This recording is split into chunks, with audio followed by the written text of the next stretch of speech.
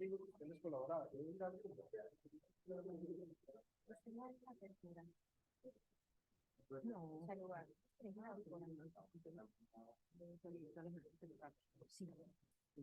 a tomar, va a tomar asistencia. Sí, toma, sí.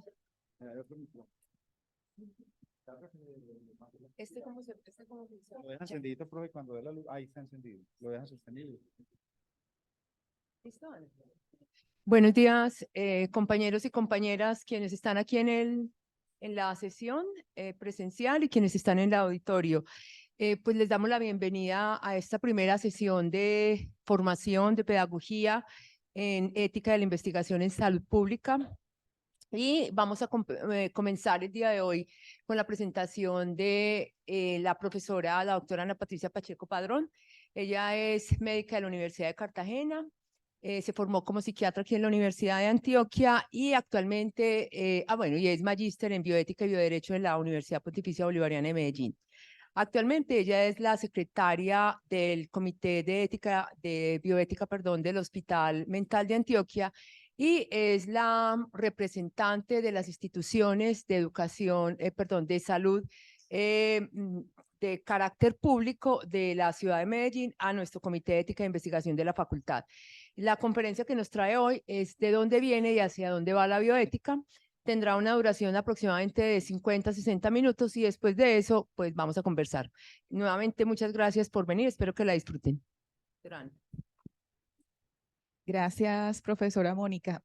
Bueno, yo me siento muy feliz de poder compartir con ustedes este conocimiento que yo creo pues que enriquece el quehacer de todos en cualquier aspecto, tanto profesional como de la vida, ¿sí? La bioética es una disciplina que nos ayuda a todo. Pues eso, cuando uno tiene una formación que lo inspira y que lo alegra, pues uno trata pues de transmitir como esa sensación. Entonces, pues yo creo que a raíz de mi participación en el comité de esa facultad, yo vengo con una visión muy clínica de la investigación, con una visión muy también de lo que es la investigación de la industria farmacéutica. Yo fui investigadora de lo que se llaman ensayos clínicos y el estar en la academia enriquece la visión de lo que es la ética y la bioética aplicada a la investigación, porque la bioética es un área que se puede aplicar en los aspectos clínicos. Entonces hay unos comités de bioética clínicos en los hospitales para tomar decisiones difíciles, ¿sí?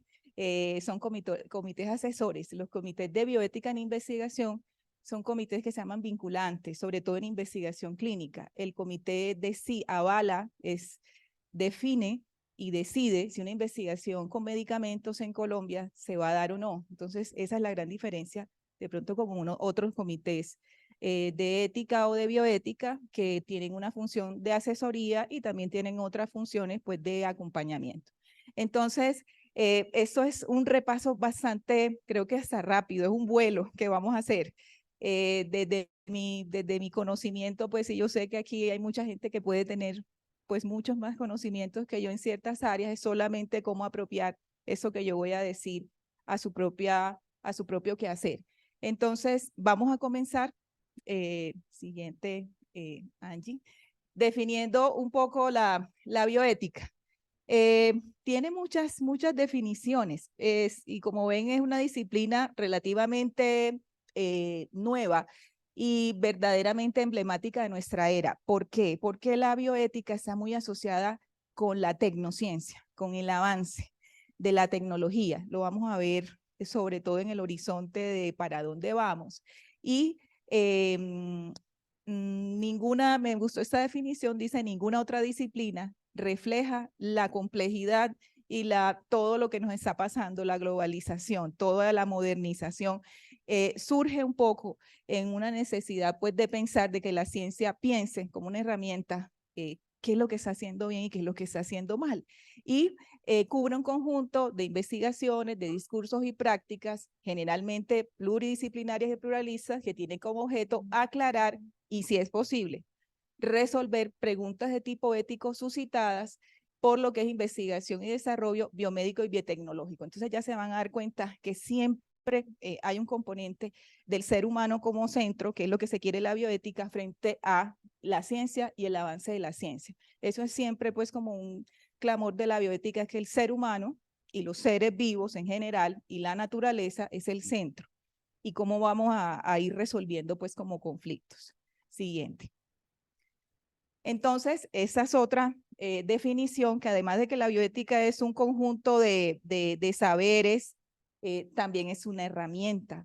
Esa es una invitación que siempre pues le hacemos a los investigadores, es que, y lo vamos a ver y lo he dicho muchas veces, es que yo sé que a veces la bioética, y voy a decir una cosa pues que ustedes saben cómo de pronto hablo yo pues un poquito coloquial, que a veces uno como estudiante, bioética y ética es el relleno, y no nos digamos mentiras, ¿sí? Ay, la materia, ¿sí?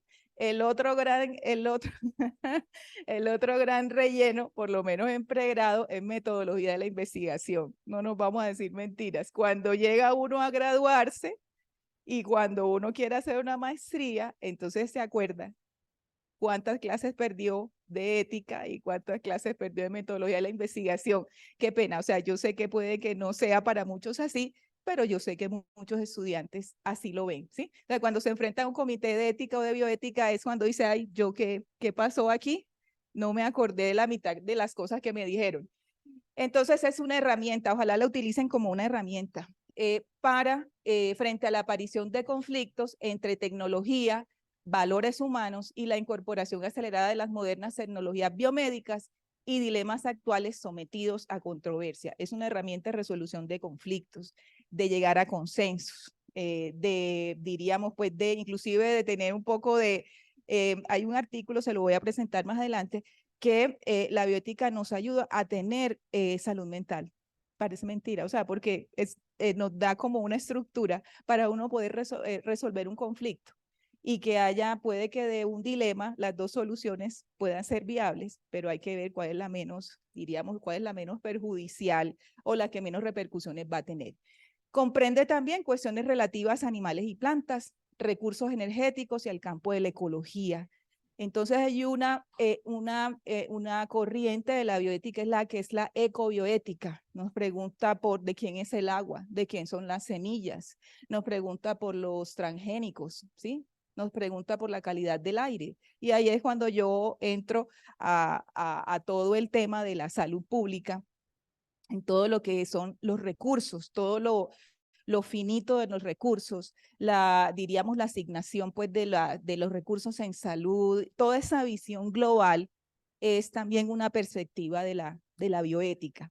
Y definitivamente la bioética viene pues diríamos, es una necesidad por el progreso de la ciencia.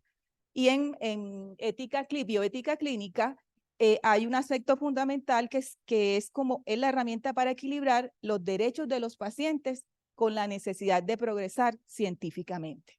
Entonces, uno dice, pues, ayer en una conversación decía, pues, la OPS está diciendo, investiguen en niños, investiguen en embarazadas, se necesita. Y un investigador puede decir, pero es que eso es muy riesgoso. Quedémonos, pues, como siempre pasa, lo de los adultos lo pasamos a los niños y no sometemos a los niños a ningún riesgo, ni le damos placebo. Hay que investigar en niños, hay que investigar en embarazadas. ¿Por qué? Porque se necesita que esa población se beneficie del avance de la ciencia, pero protegiéndola.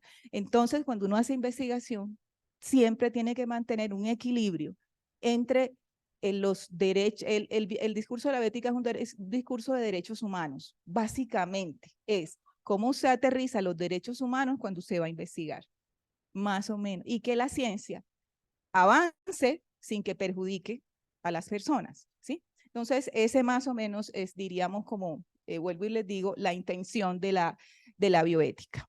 Siguiente.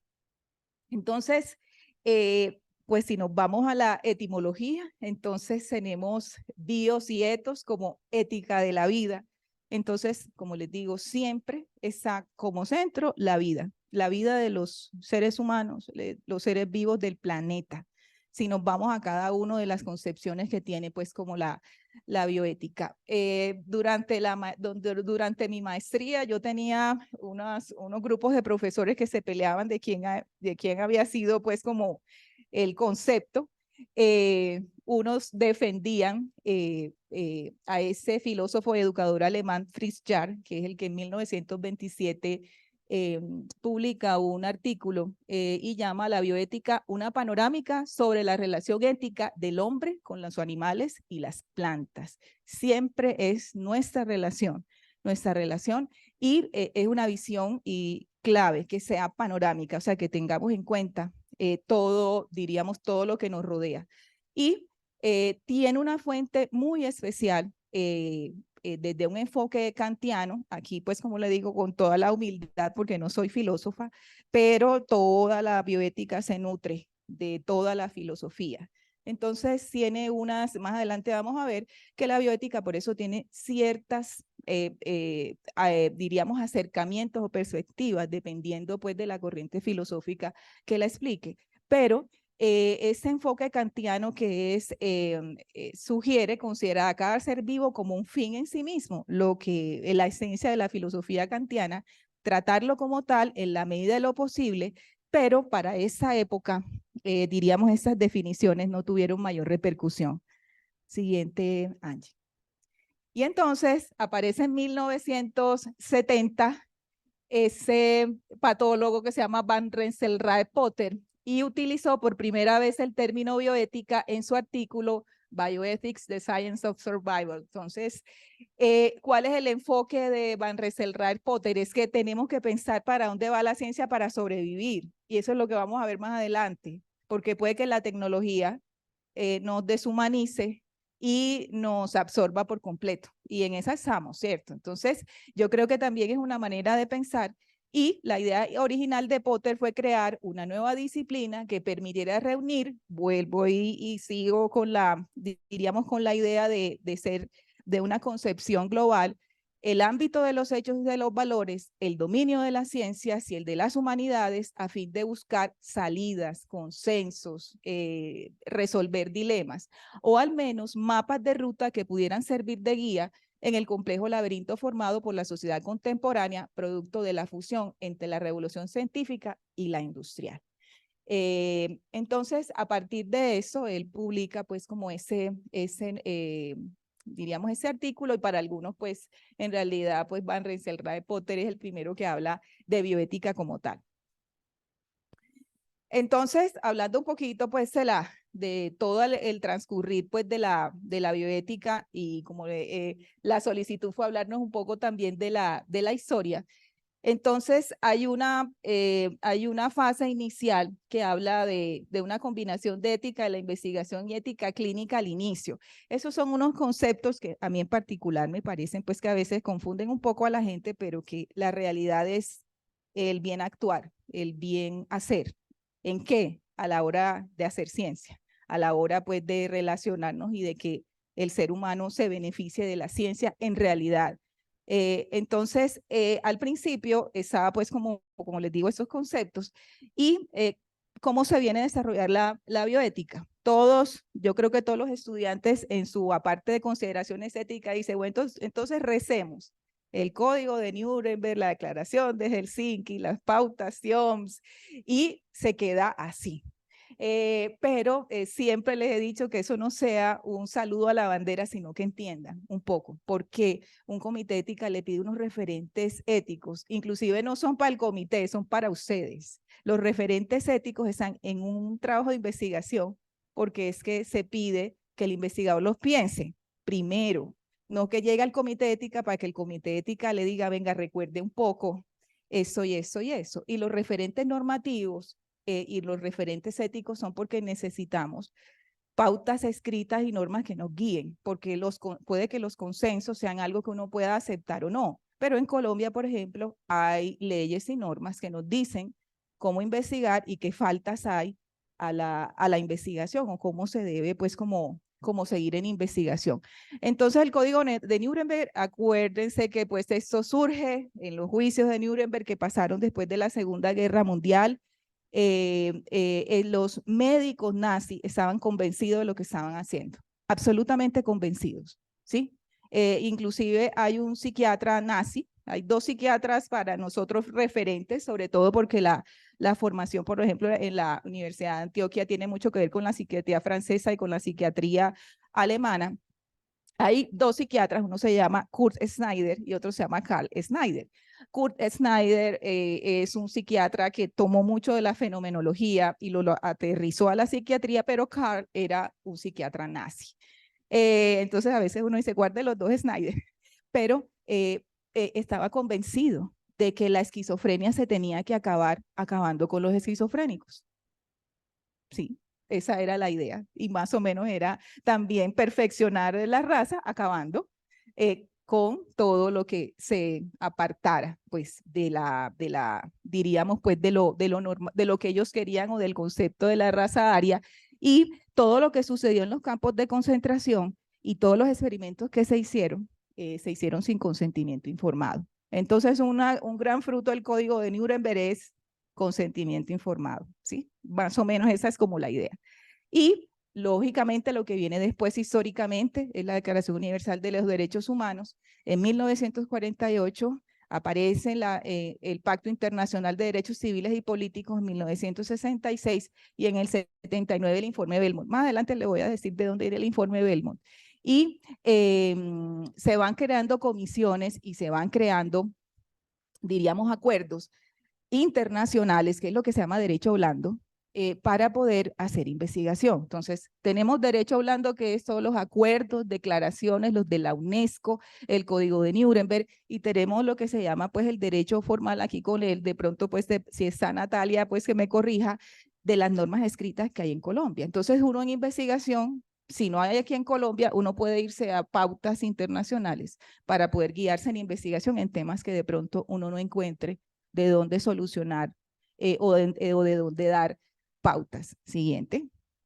Entonces, mire, el Código de Nuremberg es el primer documento que regula la experimentación en seres humanos, surge como respuesta a los excesos cometidos por el nacionalsocialismo y, por ejemplo, un experimento pues un experimento nazi era utilizar agua helada para averiguar durante cuánto tiempo podían sobrevivir en esas condiciones las personas y si era posible reanimarlos después de una exposición prolongada.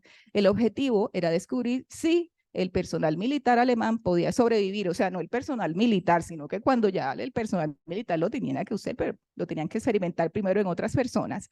Y en caso afirmativo, ¿durante cuánto tiempo podían sobrevivir en las gélidas aguas del Mar del Norte en caso de caer en ellas durante un combate?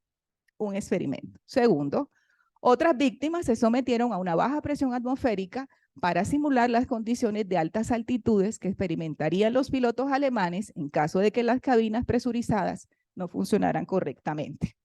Y así sucesivamente, ¿sí? Las personas eran el experimento para, diríamos, pues para los soldados alemanes. Eso fue una de las tantas cosas que ocurrió. Siguiente. Entonces, fruto de todo de esa herida a la humanidad, que fue lo que pasó pues en los campos de concentración, aparece la Declaración de Derechos Humanos, que es una declaración pues que tiene principios, atributos, cualidades, exigencias en sentido moral y político que tienen todos los seres humanos por el hecho de serlo, no más, por su propia naturaleza y dignidad. Entonces hay una serie de, diríamos en el discurso pues de los derechos humanos, se habla de derechos humanos de primera generación, derechos civiles y políticos, que son derecho a la vida, el derecho a la salud, el derecho a la intimidad, los que tenemos como personas individuales. El derecho pues a la libre circulación, el derecho a elegir, todos esos. Y los de segunda generación son derechos sociales y económicos, diríamos eso, y eso está en la Carta Política de Colombia. En la tercera generación, que se llaman derechos de tercera generación, derechos de los pueblos, y en la cuarta generación, que en esa estamos, habla de los derechos de protección de datos personales, de lo que tiene relacionado con los TIC y con ciberseguridad. ¿Qué pasa con eso? No sé si en el último coloquio yo hablé un poco de eso, sobre investigar en redes sociales. Entonces, uno puede decir, las redes sociales están abiertas, son datos abiertos, no están anonimizados porque, bueno, uno declara pues allí su identidad o puede que no, pero ya hay unos derechos digitales. Y Colombia en el 2023, marzo del 2023, a raíz de una reunión que se llama Carta de Derechos Digitales, Colombia pues se une a los derechos digitales que es tanto a beneficiarse de las tecnologías como a que nos protejan a los niños de todas las, diríamos, los delitos o todas las malas conductas que puede haber en la esfera digital. Entonces, eso ya viene en desarrollo y les cuento que ya se proponen unos derechos humanos de quinta generación y de sexta generación. ¿Cuáles son los derechos humanos de quinta generación? Para los posibles cyborgs. Ya en el mundo hay cyborgs, ¿sí? Entonces, aquí a Medellín vienen y hablan, vienen y hablan una vez al año, tienen esas personas que tienen unos chips implantados. En Australia alguien se metió la tarjeta del metro para no tener la tarjeta siempre y pasa el brazo, pues sí, tiene el chip para no, qué pereza, pues estar poniendo pues eso, se armó un problema con esa persona, ¿sí? Hay gente pues que se ha implantado cosas, esos son los cyborgs. Entonces, ¿cuál es el reto que imponen los cyborgs? Que tienen una ventaja sobre los demás, ¿sí? Definitivamente, en muchas cosas. Un lente de contacto, pues, unas gafas, pues, diríamos, pues, para percibir en las de Google, para percibir nos hace superiores a los otros. Entonces, ¿cómo vamos a manejar ese tipo, pues, esos derechos humanos? Y los de sexta generación, bueno, los de quinta generación también son los derechos de las inteligencias artificiales. Por ahí ustedes oyeron una noticia, me quiero independizar, una inteligencia artificial que dijo, no, yo ando solita. Si es que las mismas personas están promoviendo el aprendizaje profundo y en algún momento puede que sean independientes y pueda que reclamen derechos, ¿sí? Esos van a ser los derechos de quinta generación. Y los derechos de sexta generación son para los que se ha pensado, que vamos a ver más adelante, los poshumanos. Los poshumanos van a ser, o se supone, hay gente en Harvard pensándolo muy seriamente, personas pues que no van a tener todas esas dificultades y todas esas, diríamos, imperfecciones que tenemos, ¿sí? Entonces, ¿qué derechos van a tener los supuestos poshumanos? Todo eso se está pensando y todo eso está pensando la bioética. La bioética generalmente se oye como mucho de ciencia ficción, entonces uno dice, pero ¿por qué se pone una gente a pensar? ¿Sí? Cuando vaya uno a los bebés a la carta, a una clínica de bebés a la carta, ¿sí? Yo lo quiero, cabello rizado, ojos azules, tez morena o tez blanca, pero es que ya hay unas tijeras genéticas que lo pueden hacer, ¿sí? En Estados Unidos hay una ciudad, no me acuerdo ahora bien, Alcon está en favor de la criogenia, aquellos que se están congelando, a ver cuándo despiertan, para cuando se despierten, vivan en un mundo mejor, ¿sí? Entonces, todas esas cosas se están pensando y en todo eso piensa la bioética. Siguiente. Entonces, qué pena, pues eso, lo que hablamos, quinta generación, máquinas, robots, inteligencias artificiales, sexta generación, transhumanos y poshumanos. Siguiente. Entonces, les recomiendo Los Juicios de Nuremberg, excelente película, blanco y negro, pero genial. Genial, pues, para ver todo ese proceso, todo eso que diríamos, pues, ocurrió durante los juicios de Nuremberg. Va a ser un poco lenta, pero bueno. Otra cosa que iba sucediendo en la Segunda Guerra Mundial es que el gobierno japonés también realizó experimentos relacionados con su esfuerzo bélico durante la Segunda Guerra Mundial. Prisioneros de guerra chinos y rusos en Manchuria recibieron agentes químicos y biológicos diseñados para su uso armamentístico. Murieron miles de personas a consecuencia de antrax, peste bubónica, cólera y otras enfermedades. Repartieron unos bombones infectados a los niños, a ver qué tal le iba, ¿sí? Hicieron ese tipo, pues, de experimentos. Siguiente. Sí. No, no a los japoneses. Hay unos casos paradigmáticos en bioética, hay muchos, yo les voy a hablar de dos en particular. Uno se llama el caso de Willowbrook, es una investigación en los cuales este hogar, diríamos, donde había niños discapacitados, se les inyectaron deliberadamente una cepa del virus de la hepatitis. Estos niños tenían problemas mentales que vivían en una institución pública. Los padres de estos niños autorizaron que se les inoculara el virus de la hepatitis. ¿Por qué aceptaron? La lista de espera para entrar en la institución era muy larga. Y los padres que accedieron a que sus hijos se sometieran al estudio consiguieron saltar la cola para ser admitidos antes. ¿Sí? Todo mal aquí en Willowbrook. Siguiente. Y aquí, bueno, les voy a recordar un poco, aquí tuvimos un cineforo, lástima pues que la película sí dura 2 horas y el tiempo del cineforo son 2 horas, pero les voy a dar un poquito de ese experimento, el experimento infame, el experimento de Tuskegee. Es un caso paradigmático en salud pública. Yo aquí me voy a meter pues en el campo de ustedes, pero porque es un caso paradigmático, vamos a hablar, Tuskegee sucede es un experimento que demora 40 años, que lo autoriza el Servicio de Salud Pública de Estados Unidos. Aquí nunca hubo nada que ese servicio de salud no dijera. Para mejorar la salud pública de la población pobre, Tuskegee es una población muy deprimida, muy pobre en Alabama, y fueron seleccionados 400 varones de raza negra infectados con sífilis, 200 hombres de raza negra sanos como grupo control, y su objetivo principal era comparar la longevidad de la población sifilítica no tratada con el grupo control y así observar su evolución.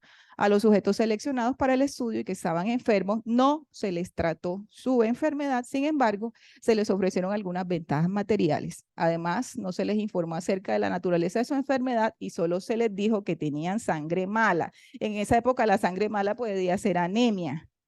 ¿Sí? Y en ningún momento le dieron el diagnóstico. No hubo consentimiento informado, ¿sí? Estamos hablando de 1932. Yo voy a hablar un poquito más de lo que ocurrió detrás de todo eso. Siguiente. Entonces, ¿cuál es el precedente? En 1928, ese Servicio de Salud de Estados Unidos conoció el experimento de Oslo, que fue en sífilis en población blanca, pero fue un estudio retrospectivo. Y para esa época, la única terapia que había era mercurio, que era altamente tóxico, había una razón suficiente para iniciar un estudio. Pero ¿qué pasó al principio? Hubo una crisis en el 29, la crisis económica de Estados Unidos perdió financiación. Por eso uno siempre del Comité de Ley de Ética le dice a los estudiantes, tiene presupuesto y quién lo va a financiar. ¿Sí? Porque uno puede tener 60 millones de presupuesto y la financiación la tiene pues completa. Miren todo lo que puede ocurrir, el desastre que puede ocurrir en investigación porque la financiación cambie o porque la financiación se acabe. Sí, todo puede estar muy bien, pero si no hay plata, el estudio va mal, va mal. Entonces, el diseño inicial, observación 6 a 8 meses, seguido de una fase de tratamiento. Eso parecía pues éticamente un poco, ¿sí? Pero bueno, no estaba tan mal. Pero mire, cambió a un observacional de largo plazo. Entonces uno puede decir, es que el observacional es el que menos hace daño. Pero usted va a observar cómo la gente se va a morir, porque el Tuskegee estaba esperando que todos se murieran. Es que en realidad estaba esperando que todos se murieran. Y hubo procedimientos, hubo engaño claramente porque decidieron hacer una punción lumbar diagnóstica, a los pacientes no les gustaba, lo vimos en la película, pero como método de retención, porque es muy difícil a veces retener a la gente en investigación, los engañaron y le dijeron que eso era tratamiento, que la punción lumbar era tratamiento. Firmaron y se la dejaron hacer, pensando que eso lo iba a curar de la sangre mala, porque una y otra vez nunca le dijeron que tenía sífilis. Y le pidieron a todos, le obligaron a todos a que autorizaran una autopsia después de la muerte. Y los médicos del estudio impidieron que 250 de los 600 pacientes que habían sido reclutados en el ejército, diagnosticados con sífilis, fueran tratados. Era que no se podían tratar, habiendo penicilina en 1943, ¿sí? Acuérdense que se acabó en el 72, ¿sí? Y que ya existía código de Nuremberg y que fue avanzando el tiempo y que ya existía declaración de Helsinki, ¿sí? Siguiente. Entonces, no era un estudio secreto, hubo numerosas publicaciones, pero en 1966 Peter Buxton era un investigador de enfermedades venéreas del CDC de Estados Unidos.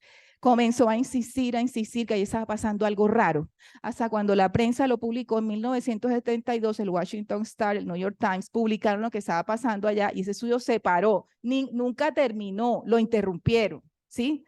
Porque ya se dieron cuenta de lo que estaba ocurriendo y a raíz de eso, en 1974, aparece la Ley Nacional de Investigación y a raíz de eso aparece el informe Belmont. Por eso ustedes ponen el informe Belmont en los referentes éticos, porque el informe Belmont habla nuevamente autonomía, ¿sí? recoge Nuremberg y dice, no maleficencia, si usted hace una investigación, por lo menos no le haga daño a la gente. Puede que beneficencia sería algo muy bueno, usted le deja un beneficio a la gente, pero en los principios siempre prima la no maleficencia, no haga daño, por lo menos en su investigación no haga daño.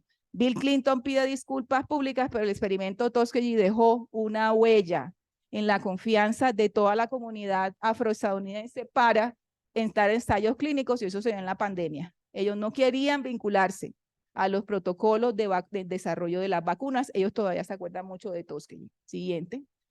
Entonces, esta es la película que nos vimos, se llama Miss Evers' Voice, Eunice Evers se llama, y ella en realidad se llamaba Eunice Rivers, ¿sí? Eunice Rivers siempre estuvo convencida de que ella estaba haciendo las cosas bien, siempre, ¿sí?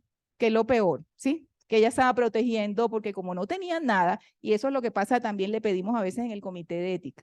¿Usted cree porque que vaya a una comunidad pobre y va a hacerle una escala a la gente, va a preguntarle unas cosas, les está haciendo un bien? Déjeles algo en realidad, devuelva algo, lo que se llama apropiación social del conocimiento, deje algo allá. No es que sea solamente para el mérito científico, para la publicación, para mi orgullo personal, déjele algo a la comunidad. Y mire lo que pasó, 28 habían muerto, 100 por complicaciones relacionadas, 22 esposas se habían contagiado, 19 niños nacieron con sífilis congénita. Siguiente. ¿Por qué esa es otra necesidad? Porque el comité de ética pide informe de avances, porque el diseño de un estudio puede cambiar en la ejecución. Puede que usted se encuentre con dificultades no anticipadas y le toque cambiar el tamaño de la muestra, el enfoque del estudio. Por eso el comité le pide un informe pues, de avances. Y en Guatemala siguen ocurriendo ese tipo de cosas. En Guatemala, médicos del Servicio de Salud de los Estados Unidos infectaron con sífilis y gonorrea a presos, soldados y pacientes de hospitales psiquiátricos sin su consentimiento, con el fin de estudiar el efecto de la penicilina en el tratamiento y la prevención de esa enfermedad. Vuelve pues en la misma idea. La inminente publicación de ese estudio ha provocado que el gobierno de Estados Unidos pida perdón a Guatemala, país en el que se realizó el experimento, entre el 46 y el 48. Llevaban prostitutas a los patios de los pacientes con enfermedad mental, le parecía muy bueno, tenían un rato pues de placer, pero estaban infectadas, ¿sí? Sabían que estaban infectadas y iban a hacer el experimento y nuevamente les toca salir a pedir perdón. Siguiente. Entonces vemos el recorrido, Declaración Universal de Derechos Humanos, eso que les había dicho del Pacto Internacional, y en investigación clínica, a raíz de que estamos hablando de experimentos en humanos, aparece lo que se llama una conferencia internacional de armonización, que es lo que de pronto en ensayos clínicos se llaman buenas prácticas clínicas. Es una manera de hacer investigación con productos farmacéuticos, con células madres, con tecnologías, con tejidos. Hay una manera ya escrita de hacer investigación. Aparece entonces también en Europa, que siempre son muy normativos, la Convención de Oviedo y la Declaración Universal sobre Bioética y Derechos Humanos de la UNESCO. Hay que leerla, la pedimos en los referentes porque también habla de los principios, de cómo debe usted investigar. Cítenla, pero por lo menos encuentren un poquito la razón de ser de lo escrito. ¿Sí? ¿Qué quieren todas estas declaraciones? Blindar a las participantes, sujetos de investigación de riesgos inminentes y que la investigación se haga sin responsabilidad. Siguiente.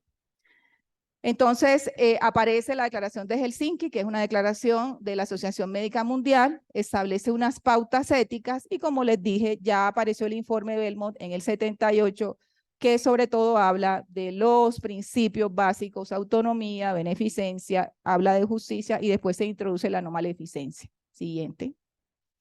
Entonces aparecen los comités de ética de investigación, comienza pues a formarse como entidad en investigación a raíz de ese Consejo de Organizaciones Internacionales de Ciencias Médicas, lo que se llama las pautas CIOMS, que se van actualizando, las últimas en el 2016, y los comités de ética de investigación, por su rol en la evaluación de los proyectos, se convierten en actores centrales de la ética de la investigación.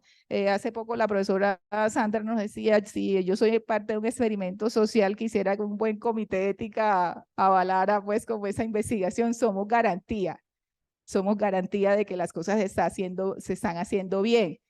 ¿Usted quiere estar tranquilo? En una investigación pregunté, ¿y el comité de ética? Pasó por el comité de ética. ¿Y el comité de ética quiénes son? Ah, ellos evalúan y leen y le dicen, bueno, estamos tranquilos de la investigación. Siguiente. Y ya en el 2000, diríamos redondeando un poquito de esa parte, aparece ese bioticista norteamericano que se llama Ezequiel Emanuel.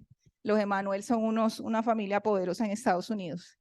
Y él hace parte de todos los consejos de ética, de bioética que hay y propone que sígase por 7 requisitos éticos para evaluar todos los proyectos de investigación. Entonces, el primer requisito, valor social de la investigación. Eso tiene que servir para algo y le tiene que servir a la gente, ¿sí? Y hay que usar responsablemente los recursos. Del otro que dice Ezequiel Emanuel es validez científica. La mala ciencia no es ética. Sin validez el estudio no puede generar ningún conocimiento. Por eso le decimos el tamaño de la muestra, la población, los datos, eso tiene que estar bien hecho para que sirva y para que sea una cosa buena.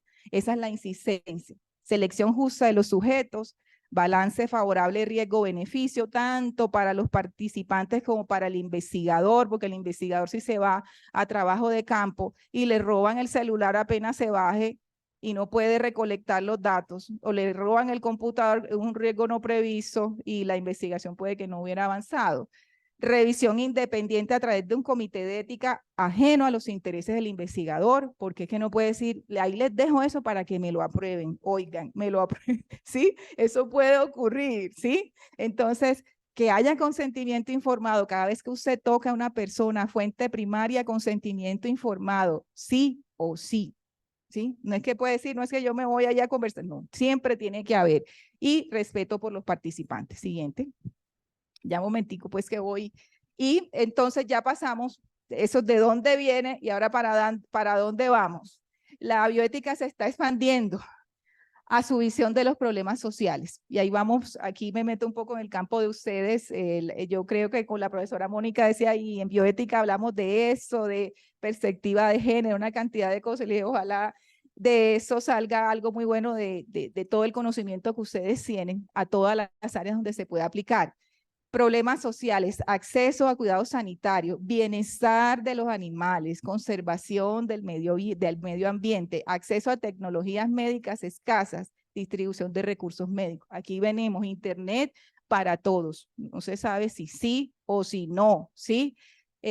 Los servicios públicos, toda la teoría del servicio público es una fuente, diríamos, pues, de pensamiento en bioética. Yo en la formación tuve solamente un módulo de la teoría del servicio público, ¿sí? Porque todo eso hay que pensar, los recursos son finitos, todo lo tenemos que cuidar. Entonces la bioética invita un poco a esa parte como ambiental.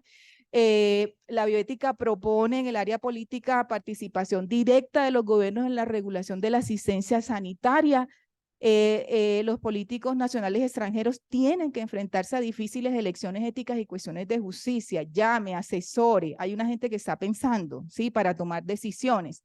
Y estamos definitivamente, y yo lo sigo defendiendo, en que estamos en una época en que la ética se hace muy necesaria, ¿cierto? Un renacer de la ética. Siguiente. Entonces, el futuro de la bioética, ¿para dónde vamos? Tenemos que pensar mucho en genética, en protección de datos, en la cuarta revolución industrial, en el mundo digital, inteligencia artificial, bioética en investigación y educación, ¿sí? Hay un área muy grande de bioética en educación. En la ecobioética y en relación con el bioderecho. Aquí les voy a meter siempre, diríamos, la propaganda del bioderecho. Esa área del derecho es un área especializada sobre todo lo que tiene, todas las normas que regulan la vida al inicio, durante y la muerte, o sea, eutanasia, aborto, maternidad subrogada, cuidados paliativos, los pacientes terminales, todo hay unas leyes, todo eso es bioderecho, ¿sí? Investigación, eso es bioderecho. Entonces estamos del día a día, diríamos, y el bioderecho, que es lo que como la ciencia va tan rápido y el derecho va atrás, ¿sí? Se necesita de esa rama del derecho que tiene que ser más ágil. Y como la bioética siempre está pensando lo que va a pasar, estos juristas también tienen que regular sobre lo que no ha pasado. Eso se llama el principio de precaución. Siempre tenemos que regular sobre cosas que no han ocurrido, que pueden ocurrir y que tienen un potencial de hacer daño. Siguiente. sé cuánto me hace falta, pero bueno, entonces esta es la diferencia en lo que es derecho médico, entonces regula el ejercicio de la profesión, derecho sanitario. Entonces aquí esta es una percepción como muy, diríamos, dentro de lo español también, pero regula la salud pública, pero yo allí veo, siempre hay unas cosas que todo eso está mezclado, toda esa ley que hubo del asbesto, aquí que está la doctora Mónica, todo lo que lucharon para que la ley pues diríamos pues que regulara el uso del asbesto en Colombia, eso tuvo unos años que no se concibe. ¿Por qué se demoró tanto tiempo? Porque hay unos intereses comerciales, ¿cierto? Pero ocurrió casi que, doctora, 3 años la ley del asbesto, ya la gente le dio todo el mesotelioma pulmonar y ocurrió todo lo que tenía que ocurrir. ¿Ah? ¿Sí? Requiere interdisciplinariedad y se replantean conceptos tradicionales del derecho, maternidad, paternidad, y crea conceptos jurídicos nuevos como la maternidad subrogada. Siguiente. Entonces, ya les dije, eso está el bioderecho está en constante y rápida evolución, se adelanta las consecuencias jurídicas de lo que parece imposible y es el marco jurídico de la bioética, esa es una nueva disciplina. Siguiente. Entonces, ¿por qué dedicarse a la bioética? Porque es imposible hacer nuestro trabajo sin valorar. Hay que tomar decisiones. Porque han cambiado las reglas del juego. Paciente, ya somos clientes, somos usuarios. La EPS nos dice a todos usuarios, o sea, paciente, pues la visión de esa va cambiando. El médico como proveedor de servicios, y hay una medicina a la defensiva. Y eso es muy, muy anglosajón, ¿cierto? Voy a actuar, pero para que no me demanden. Esa es la nueva visión. Usted es un número, una identificación, un NIT, y ya se ha perdido pues toda esa visión humana de lo que es ser uno paciente. Y eso porque todos seremos pacientes, porque todos vamos a estar en una clínica con nuestro familiar diciendo cuando había COVID hay 3 ventiladores nomás y aquí hay 5, 7 pacientes esperando todos para el ventilador. ¿A quién asignamos al ventilador? ¿Quién viene primero? ¿Sí? Porque ayudó a evitar el desgaste emocional por su metodología para resolver conflictos. Siguiente. Entonces, en bioética hay una manera pues de analizar casos por toma de decisiones, hay unas metodologías y hay diríamos pues unas maneras pues de llegar a una conclusión. Siguiente. Entonces hay unos modelos de fundamentación, como les digo, muy en la bioética está el principialismo, utilizamos mucho el principialismo. El principialismo viene desde Beauchamp y Childress en 1979, que hacen parte de la comisión del informe Belmont. Entonces por ellos, eso proponen los principios. Siguiente. Y aquí vuelvo y les repetimos los principios bioéticos: autonomía, beneficencia, no maleficencia, justicia distributiva. Todos los beneficios y las cargas, sobre todo por igual. Y eso es algo que uno le puede encontrar en los referentes éticos en los trabajos. Sí, es que voy a tener autonomía, beneficencia, no maleficencia, justicia, pero no pongo el consentimiento informado. Entonces, no sé si lo entendí o no lo entendí, pero esa es la razón de ser. Algo que a usted lo guíe y que se note en su trabajo, ¿sí? Que usted conoce los principios y se note en su proyecto de investigación que usted los conoce. Siguiente. Entonces, la crítica al principialismo es que no se explica una tabla de principios jerárquicos, que hay ausencia de bases antropológicas que sustenten los principios a veces uno siente que a veces hay conflictos que están en el mismo, uno dice, pero si aquí hay a cuál le doy más la fuerza, si aquí hay un lío muy grande. Entonces puede que haya, siguiente, otras propuestas como la de Diego Gracia, que habla de un principialismo moderado y donde Diego Gracia propone jerarquizar los principios y que los de rango superior sean no maleficencia, justicia, y los de rango inferior beneficencia, autonomía. Eso tiene su explicación porque, como les digo, una investigación ante todo no debe hacer daño. Entonces uno por eso entiende un poco a Diego Gracia, o por lo menos si hay daño, mitigue el daño lo que más se pueda, ¿sí? Y para uno, diríamos, critican a Diego Gracia porque puede haber un relativismo moral y que también hay una ausencia en esa jerarquización de una adecuada fundamentación antropológica. Siguiente. Y aquí viene la otra gran corriente pues de la bioética, que es el utilitarismo y el funcionalismo. Viene de toda, pues eso tiene que ver fuertes bases en toda la teoría pues económica. Es bueno aquello que produce el mayor bienestar y beneficio para el mayor número de personas. todas las intervenciones y las decisiones siempre tienen que estar orientadas a costo-beneficio, decisiones basadas en consecuencias, en resultados prácticos. Eso es para todo el mundo, cómo vamos a repartir. Es un razonamiento eminentemente pragmático y aparece este bioeticista bastante polémico que se llama Peter Singer, que dice, en oposición a una corriente muy humanista de la bioética que se llama el personalismo, que dice que hay seres humanos y personas, y que lo que da el atributo de persona es la conciencia. Y entonces pone como mucho en duda si un paciente con Alzheimer es persona. Entonces esos son los debates eternos en bioética. Y si un embrión de 14 semanas es persona o no. Y como no es persona, yo puedo intervenir, ¿sí? Por eso, todo eso viene en unas tensiones que hay en el discurso de la bioética. Siguiente. Adela Cortina propone una ética de mínimos. A veces esta orientación sirve, la ética de mínimos, ¿sí? Vamos a ponernos de acuerdo, hay unos acuerdos mínimos para investigar, ¿sí? O para tomar una decisión. Ella dice que hay una imposibilidad de establecer principios universales, hay que establecer acuerdos mínimos, sobre todo a nivel de los estados. Su teoría tiene un gran componente político, y hay otras corrientes que hablan de la ética del cuidado y la casuística. Qué pena que aquí eso es como un paneo en general y es como muy por encima todas esas cosas, y aquí viene la ética centrada en la persona, el personalismo. Ese es el monseñor Elio Grecha, que habla, viene una clara corriente aristotélica y de Santo Tomás, habla del humanismo cristiano, defiende a capa y espada a la persona desde el minuto uno, ¿sí? Y del embrión, y dice que somos personas. Básicamente hay una unidad sustancial existente del momento de la fecundación. Aquí comienzan todas las tensiones que hay entre los debates por el aborto, con esa concepción, con la concepción por lo menos de Peter Singer, y de establecer hasta dónde las semanas del aborto, aunque en Colombia el aborto es cosa juzgada, ¿sí? Es cosa juzgada. Entonces, pero esos debates se siguen presentando. En Estados Unidos recientemente, como ya saben, sí hubo sigue el debate, y en general en todos los estados sigue habiendo mucho debate con respecto a eso.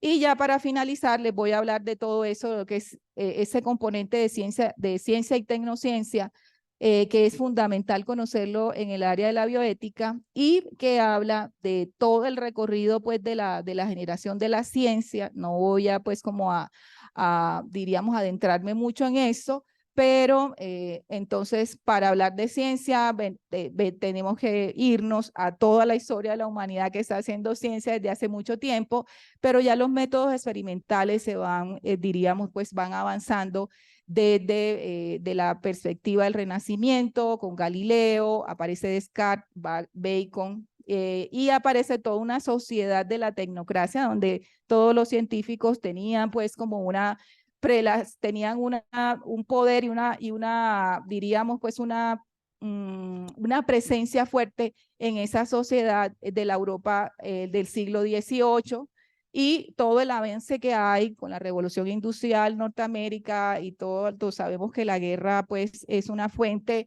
de avance pues en la tecnología, y definitivamente todo lo que ocurrió en la Segunda Guerra Mundial dio como todo un avance para esa para esa área que se llama la tecnociencia.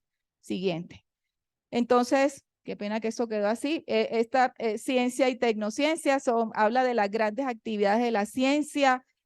Tiene que ver, la diferencia entre la ciencia y la tecnociencia es que en la tecnociencia lo que uno invente tiene que tener una utilidad. Entonces, todos las grandes ciudades o las grandes orientaciones ahora es que todos los inventos tienen que tener una utilidad en realidad, hay que sacarle plata, y esa es la idea también de la tecnociencia, hay que sacarle dinero, y todo el conocimiento tiene que estar orientado a generar todos esos recursos y a generar pues grandes fuentes de dinero.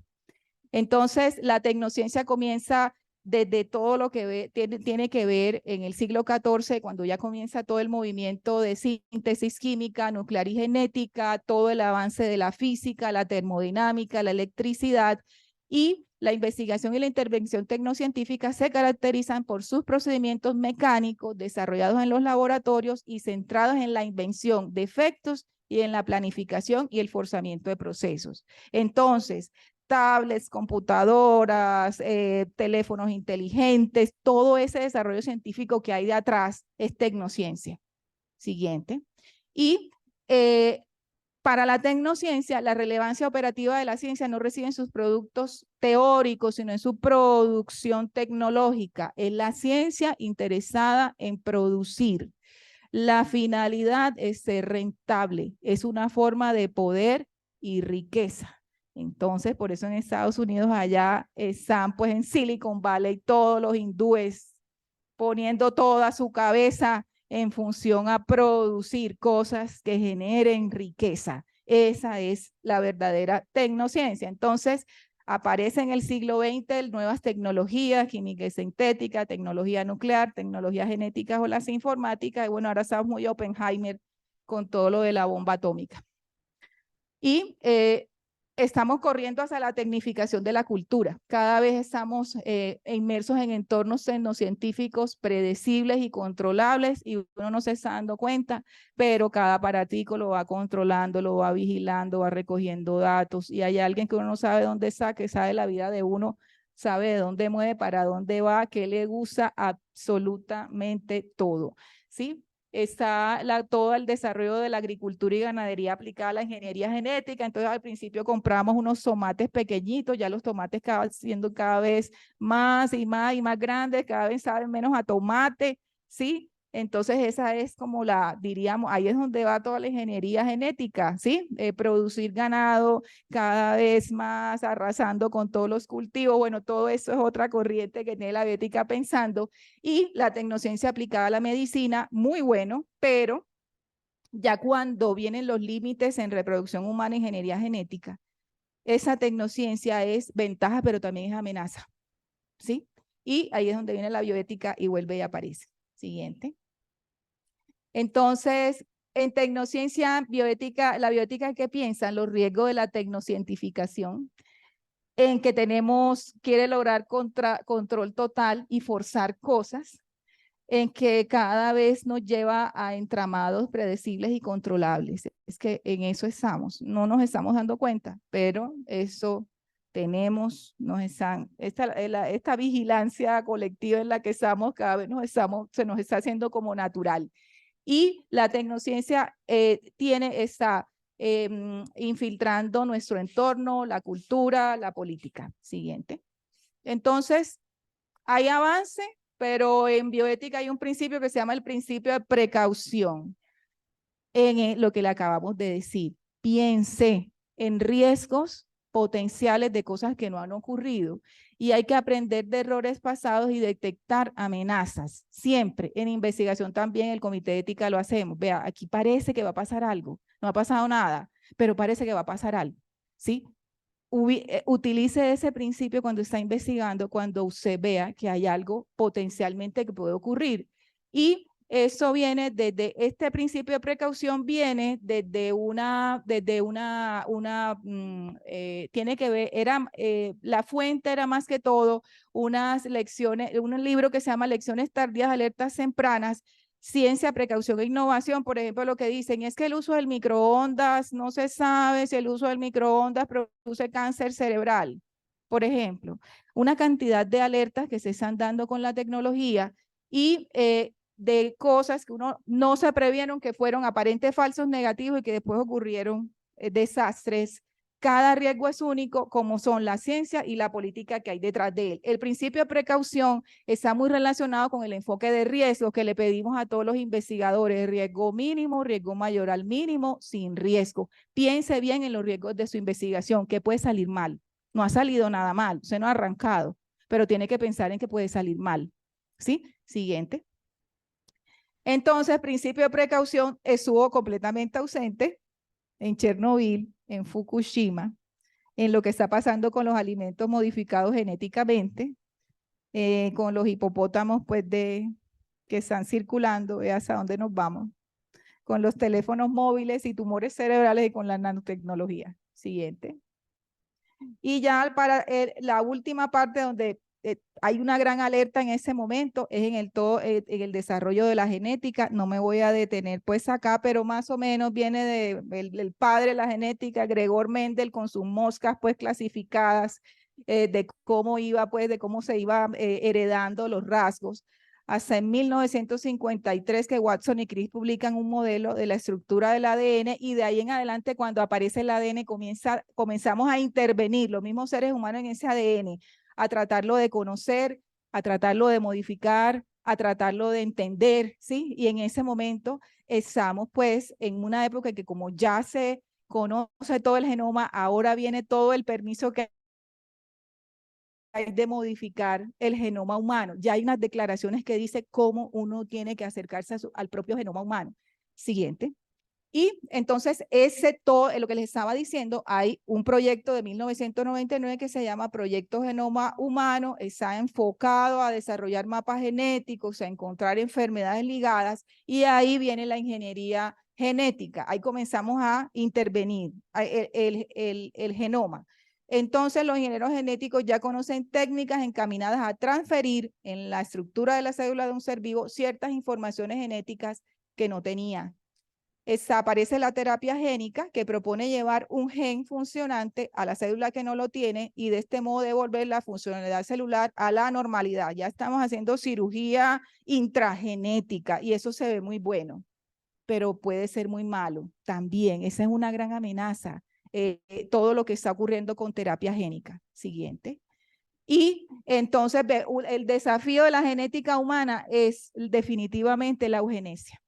¿Sí? La perfección. Entonces nos vamos volviendo un poquito nazi. El discurso vuelve a ser completamente nazi y sin quererlo lo hacemos hablando. Hay problemas, hay desarrollos, con todos los desarrollos en tecnología, lo que viene es una gran desbalance entre los países que lo tienen y los que no lo tienen. Esa es otra cosa que tiene que ver pues como la bioética, es la distribución de todas esas tecnologías. Y todo eso tiene que ver con diagnóstico prenatal y con derecho a saber o no saber si si mi bebé tiene un problema genético o no. Y todo lo que tiene que ver con genética humana tiene que ver con intimidad. Entonces, todo lo que tiene que ver con genética y datos sensibles y datos genéticos se mete en esa área de la privacidad individual. Pero entonces dice, a mí me detectaron pues una enfermedad genética, pero yo tengo derecho a guardarlo en silencio, pero si mi familia tiene un riesgo, o sea, vienen una cantidad de dilemas sobre la información, que sé, que no sé, y si ese no saber es un derecho mío nomás o es un derecho de mi familia completa, y hasta dónde pues hay dilemas con respecto a eso. Y viene pues si la compañía aseguradora más adelante pide su mapa genómico y dice que usted va a sufrir de diabetes cuando tenga 60 años, yo no lo voy a contratar, ¿sí? Más o menos eso es todo el campo que abre pues como la genética.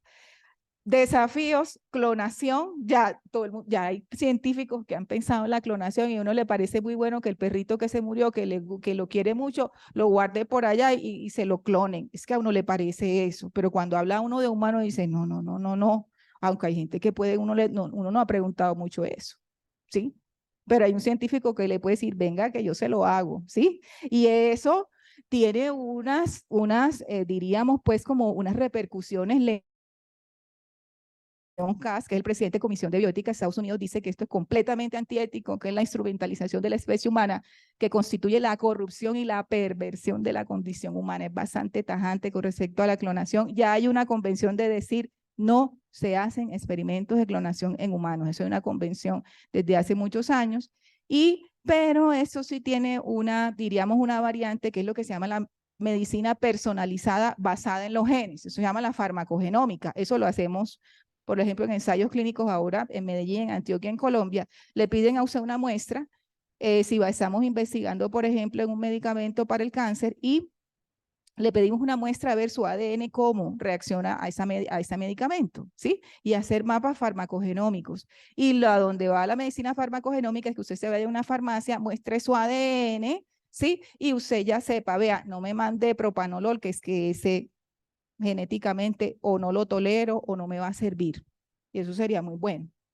muy bueno, pero eso tiene pues otra serie pues de cuidados que hay que tener. Siguiente.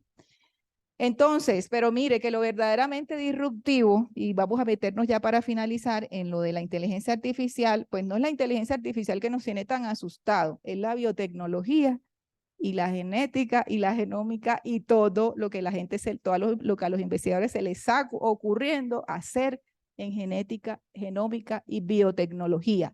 Sobre todo que hay que tener mucho cuidado con el avance en la tecnología aplicado a los no nacidos. Todas las intervenciones, hasta dónde se interviene en un feto, ¿sí? Hasta dónde es ético o no, terapéutico. Otra cosa es tratando de modificar y de mejorar especie, la raza humana. Entonces, en contraposición a todo ese acelere de la ciencia, hay un movimiento que se llama Slow Science, es piense bien, piense con calma, a pesar de que vamos en una carrera acelerada que yo creo que ni siquiera sabemos a dónde queremos llegar, ¿sí? Entonces está el equilibrio que quiere el slow science sobre el respeto genético versus lo que casi se llama la evolución asistida. O sea, cómo nos vamos a ir modificando, cómo vamos a ir metiendo estas tijeras para ser mejores. Siguiente. Entonces esta diapositiva dice, es bastante difícil de creer, pero tú y yo somos, este es nuestro papá. Somos criaturas, ese es nuestro papá. Siguiente. Y entonces, asociado a todo esto genético, aparece lo que se llama el concepto de enhancement o mejora. Ese es Nick Bostrom. Nick Bostrom es un investigador de la Universidad de Oxford y es el director del Instituto del Futuro de la Humanidad. Entonces, Oxford tiene un Instituto de Futuro de la Humanidad. Y el programa de gobernabilidad de la inteligencia artificial, a Nick Bostrom más joven se le ocurrió esta idea del transhumanismo y que pretende, y es un movimiento cultural que habla de irnos hacia la mejora de la capacidad física, de la capacidad cognitiva, de aprovechar la tecnología para que seamos mejores, para que seamos más rápidos, para que pensemos mejor, para que seamos capaces de recibir más información, para que no suframos. Bueno, esa es como a donde va el movimiento transhumanista. Y el transhumanismo sería un estado transicional hacia el poshumano. Eso le quedó tan grande, le pareció a Nick Bostrom tan aterrador que ya no habla de transhumanismo, pero quedó la corriente transhumanista. Pero ya Nick Bostrom, ustedes se meten y tiene unos videos que dice, ojo, ojo con lo que está pasando, ojo con la inteligencia artificial. Siguiente. Y entonces ya hablé un poco de los poshumanos, es el ideal aparentemente, un potencial de todas las funciones humanas. Este movimiento transhumanista está, por ejemplo, a favor del doping en el deporte, para que el espectáculo sea mejor, ¿sí? Para que veamos cada vez registros más grandes en carreras y en todo. Siguiente. Y ese filósofo Francis Fukuyama, junto con Leon Kass y Michel Sander, en un documento que se llama Beyond Therapy, junto con Jürgen Habermas, dice que los transhumanistas son un puñado de intelectuales completamente alucinados con la tecnología y que es una de las ideas más peligrosas del mundo. Dicen que el movimiento transhumanista desconoce los principios antropológicos, filosóficos de la existencia humana y que nos vende la idea de una confianza desproporcionada en la ciencia. Y digo yo como psiquiatra que sí, a uno el paciente le viene buscando la pastilla de la felicidad o un borrador mental, ¿sí? Para muchas cosas. Y ahí vienen los psicodélicos y eso tiene de borrador mental. Entonces, estamos en esa. Y se preguntan si es un proyecto realizable. Siguiente. Entonces aparece la inteligencia artificial, que es un tipo de algoritmo que tiene la capacidad general de aprender de la experiencia, construir a partir de un patrón presente de dichos datos todo ese aprendizaje profundo, diríamos, es lo que se quiere y lo que habla, en realidad las inteligencias artificiales se van desarrollando cada vez más y lo que quieren es que aprendan, no solamente que devuelvan datos. ChatGPT devuelve datos, resume datos y contesta cosas pues como toda una alimentación pues de lo que ya tienen, todos los datos que ya tienen. Lo que se quiere es que la inteligencia artificial comience a ser autónoma y que comience pues como a responder por sí misma, en lo que se llama pues la inteligencia artificial. ¿Por qué les pongo Skynet? Pues si se vieron Terminator, acuérdense quién era Skynet. Skynet era la inteligencia artificial, ¿sí? Entonces uno pues no sé pues si estamos tan lejos, pues uno puede ser muy catastrófico y decir pues es que está muy horrible esa película, pero todavía no estamos allí. La gente se está preocupando porque sí podemos llegar allá. Siguiente.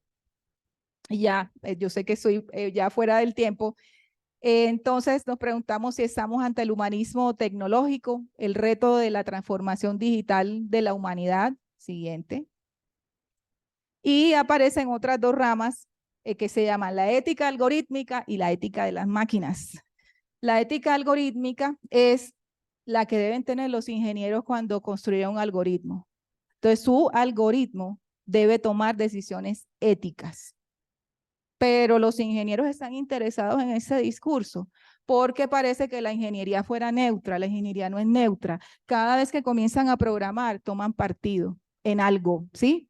Y parece que estuviéramos trabajando en universos paralelos, los filósofos, los ingenieros, los teólogos, los matemáticos y los sociólogos. Entonces, acá invita la ética algorítmica. Pensemos en eso. Pensemos en que las decisiones de las inteligencias artificiales y de todas esas máquinas tienen que ser decisiones éticas porque las van a tomar y porque se las vamos a transferir a ellos.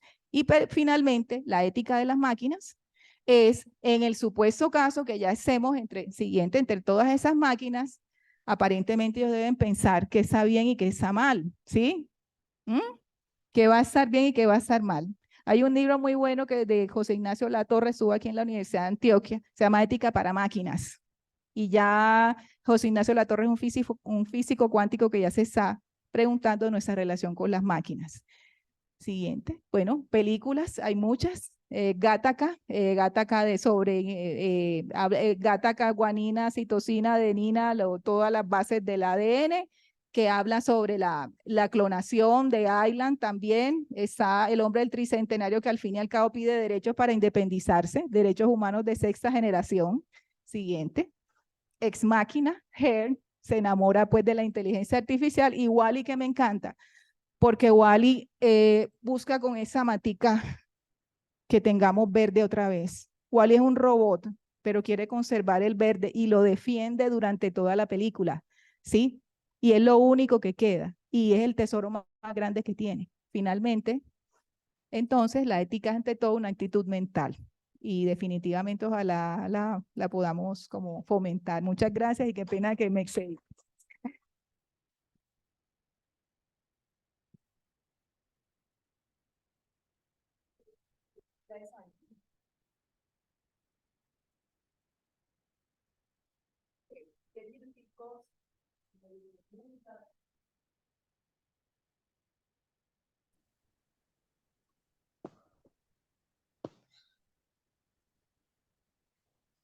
No, por el momento no hay preguntas en el chat.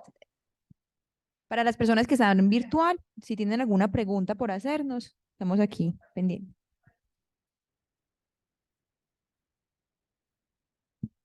Buenos días. Muchas gracias pues por la presentación, primero que todo. Segundo, pues ya la pregunta como tal, quiero saber cómo actúa el comité de ética cuando el tema a tratar es de una población ya con un enfoque diferencial, con diferentes costumbres, con muchas cosas que para ellos ciertas actividades pasan a ser éticas, pero para el investigador viene siendo totalmente diferente. Entonces, lo que es ético para ellos y para nosotros no, ¿cómo lo abordo yo si hago entonces partícipe a esta investigación, al sujeto, pues, de investigación y entonces me adapto a la ética de él o sigo recurriendo a lo que es ético para mí?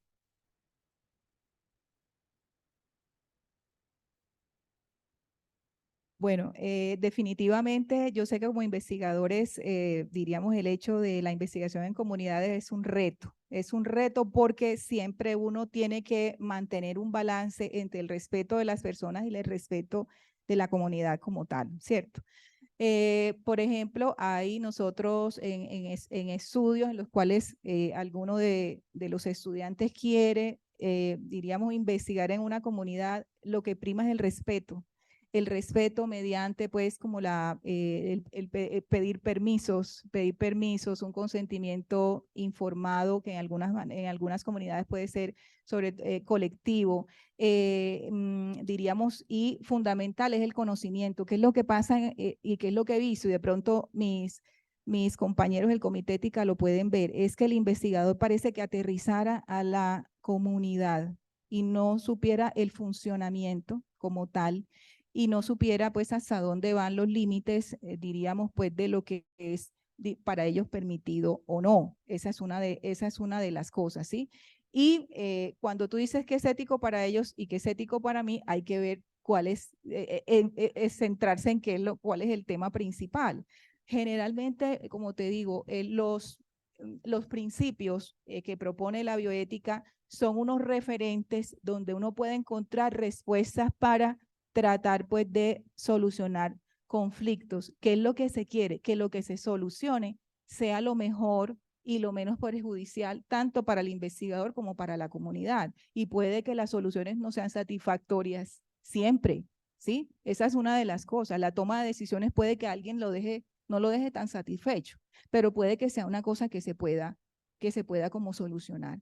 Entonces, puede que no sea pues diríamos pues como un paso a paso, hay que saber las particularidades de las comunidades, pero lo que siempre, y ya diríamos pues acá con lo que he visto también es el comité, es el conocimiento, el respeto, que debe siempre pues ser lo principal, y el límite que hay a veces muy fino entre uno, diríamos, querer generar conocimiento e irrumpir en una comunidad y casi que violentarlos como investigación. No sé pues si de pronto pues aquí la profesora Sandra o la doctora Mónica quieren pues como hacer alguna otra pues como claridad. ¿Cuál es que es tu nombre? Jeffrey, bueno, si bien tu pregunta, digamos que es un poquito al margen de la conferencia, de todas maneras, invitarte a que yo diría que tal vez apoyándonos en el principio de precaución, a que generes lazos de confianza con esa comunidad, a que, como dice la doctora Ana, no aterrices en la comunidad, a que la invites a que se involucre, y porque el aprendizaje es de lado y lado. O sea, abre tu mente hacia ellos para que ellos también la abran hacia ti. Sería como esa invitación. Y es la invitación que también hacemos desde el comité a todos los investigadores. Ojalá las comunidades sí sean sujetos desde el principio. ¿Listo? Que me parece como muy clave a la hora de, pues, de acercarse a una persona a invitarla, porque primero la tienes que invitar a tu investigación, no tienes que dar por sentado que va a entrar, ¿sí? Y la otra, diríamos pues como gran habilidad que debe tener un investigador es la persuasión, ¿sí?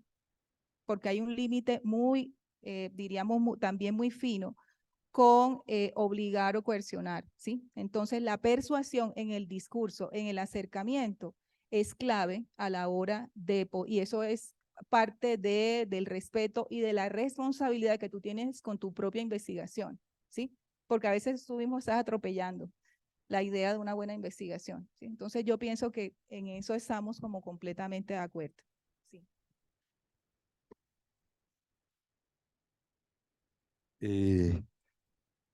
Bueno, lo primero que todo, muchas gracias pues por la presentación, por la charla, muy amena, muy reflexiva, muy desde usted, como un recorrido que ha venido haciendo y que pues me gustó mucho. Entonces, pues primero que todo, rescatar eso y pues muchas gracias por venir y tener la posibilidad de compartirlo con nosotros. Yo no tengo ninguna pregunta en especial. Yo nada más tengo dos reflexiones finales. Es primero que yo me voy con muchas ideas, ¿me entiende? No le quiero hacer ninguna pregunta, ni le voy a hacer ninguna pregunta, sino simplemente lo quiero decir es que me voy con muchas ideas, que me abre el panorama, que veo un mundo de cosas pues que yo intuía, pero las veo ya reflejadas de forma más clara y más organizada a nivel científico, por dónde va el asunto. Me parece que es muy interesante el panorama y que me quedan pues muchos interrogantes, que son tantos que no le voy a hacer ninguno. Y segundo, y segundo, que me gustaría pues que esto tuviera una segunda parte algún día, ¿no es cierto? Que tuviéramos una oportunidad de volver a conversar con él al respecto de este asunto, con otra vez con calma. Puede ser que tenga la parte B, ¿no es cierto? Pero puede ser que haya la parte B y lo podamos volver a conversar, porque es interesante y queda abierta la discusión. De todas maneras, muchas gracias.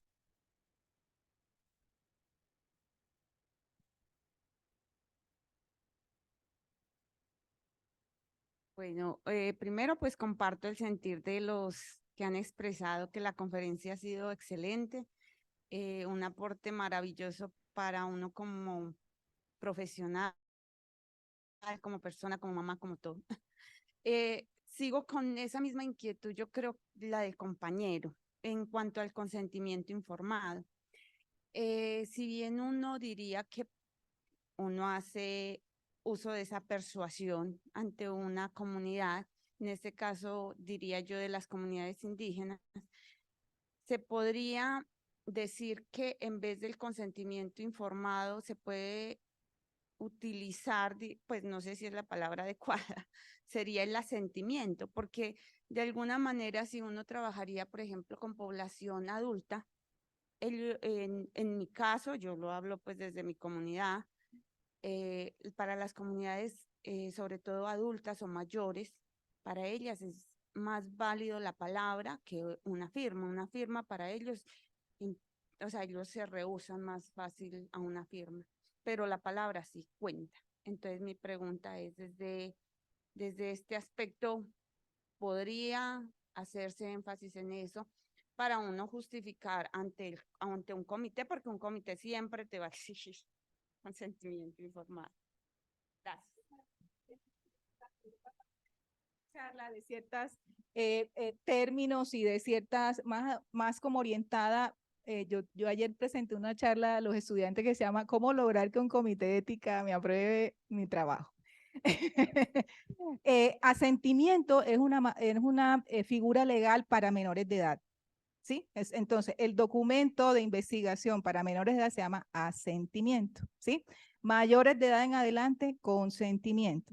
Resolución 8430, aunque habla de cómo es la investigación en comunidades. Entonces, hay que adentrarse un poquito en la resolución, donde siempre se pide o la figura de un consentimiento, diríamos, o de la figura de un aval, de la figura de líder de la comunidad, pero siempre tiene que haber consentimiento persona a persona. Y como tu respaldo legal, porque sí lo tiene que haber, por eso está el documento, ¿sí? El documento por escrito. Eso generalmente te da unas garantías y unas protecciones, porque ¿qué hace el participante o el sujeto? No se acuerda bien que dice, ve, me dijeron que volviera a una entrevista y son 13 entrevistas. El documento de consentimiento informado le debe contar a la persona riesgos, beneficios, teléfonos, contactos, ¿sí? Entonces es como una carta que él tiene y dice, a mí me dijeron que esa investigación yo tenía que ir 3 veces o 4, ¿sí?